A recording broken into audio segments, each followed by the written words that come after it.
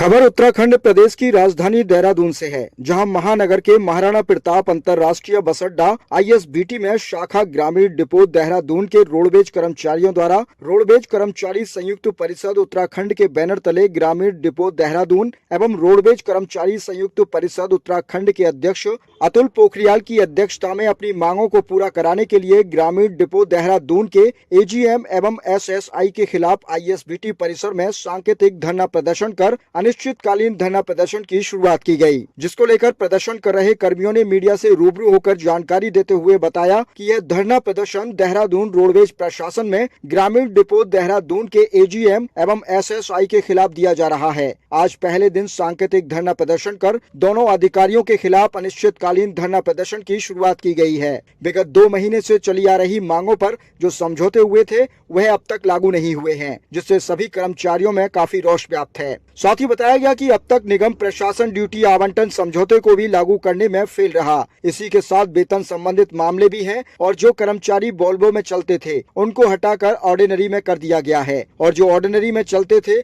उनको हटाकर वोल्वो में कर दिया गया है। इससे निगम की आय भी प्रभावित हो रही है। निगम प्रशासन को सभी समझौते लागू करने के लिए 2 माह का समय दिया गया था, लेकिन तय समय में भी निगम प्रशासन सभी समझौता को लागू करने में पूर्णतः फेल रहा है, जिसके चलते कर्मचारियों को मजबूर होकर धरना प्रदर्शन करना पड़ रहा है और कल से बसों का संचालन भी रोकेंगे। यदि मांगे पूरी नहीं होती हैं, तो यह धरना प्रदर्शन बड़े स्तर पर चलेगा, जिसमें देहरादून के अलावा अन्य क्षेत्र हरिद्वार, कोटद्वार, ऋषिकेश सहित अन्य क्षेत्रों के कर्मचारी भी धरने में शामिल होंगे। हमारा ग्रामीण डिपो AGM और SSI के खिलाफ चल रहा है। पूर्व में हमारे मांग पत्र चले हुए आ रहे थे विगत 2 माह से, उन पे हमारे समझौते हुए हैं, मिनट्स भी हमारे पास हैं, लेकिन वो समझौते अभी तक लागू नहीं हो पाए हैं और जिससे हमारे कर्मचारियों में भारी रोष है। और वो हमारे ड्यूटी आवंटन का भी जो समझौता होगा उसको भी लागू नहीं किया गया है। हमारे वेतन संबंधित मामले हैं और हमारे जो कर्मचारी उसमें चलते थे, वाल्वो में चलते थे, उनको हटा के ऑर्डिनरी में कर दिया है। ऑर्डिनरी वालों को वाल्वो में कर दिया। जो वाल्वो में चलना चाहते थे वो ऑर्डिनरी में नहीं चलना चाहते, जो ऑर्डिनरी में चलना चाहते वो वाल्वो में नहीं चलना, जिससे हमारी निगम की आय भी प्रभावित हो रही है। डिपो का औद्योगिक अशांति का माहौल बना रहता है 24 घंटे और कर्मचारी में बहुत रोष व्याप्त है।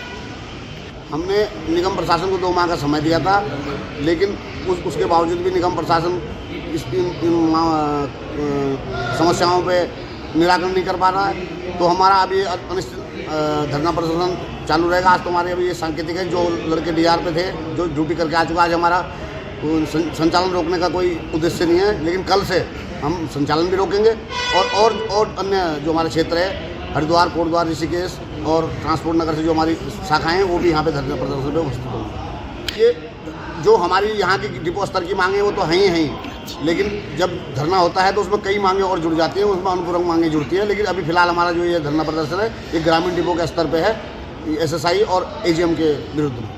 सबसे पहले तो मैं आपका धन्यवाद देना चाहता हूँ कि जो आप धरना स्थल में पहुँचे हैं। और मैं अतुल पोखरियाल रोडवेज कर्मचारी संयुक्त शाखा अध्यक्ष ग्रामीण डिपो से हूँ।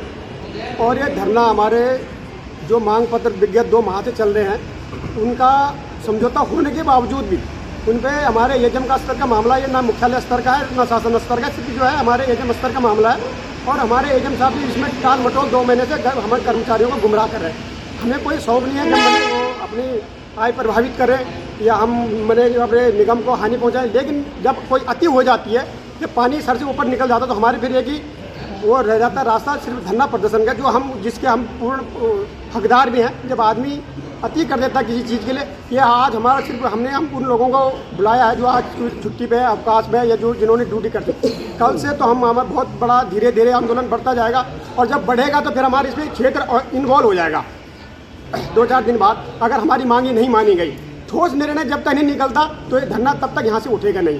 धन्यवाद। कहना यह है कि करीब 2-3 महीने पहले निगम प्रबंधन ने एक संगठन विशेष के साथ बैठकर कुछ समझौता किया और उस समझौते के लागू होने के बाद डिपो की आय पर बहुत ज़्यादा प्रभाव पड़ा।